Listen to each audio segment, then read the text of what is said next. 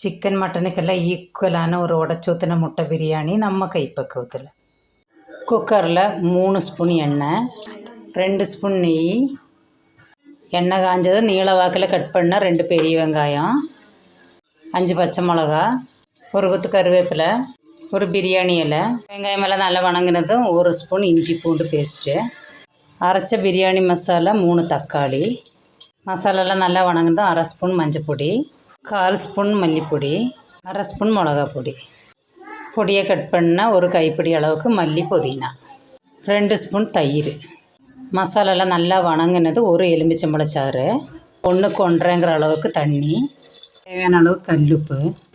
உப்பு காரம் சரி பார்த்து மூடி வச்சுக்கலாம். நல்லா கொதித்து வரட்டும். நல்லா கொதிச்சிருச்சு. நீ அடுப்பை சிம் பண்ணி வச்சுக்கணும். இதுக்கு நான் 10 நாட்டுக்கோழி முட்டை எடுத்துருக்குறேன். இனி ஒவ்வொரு முட்டையாக உடச்சி ஊற்றிக்கலாம்.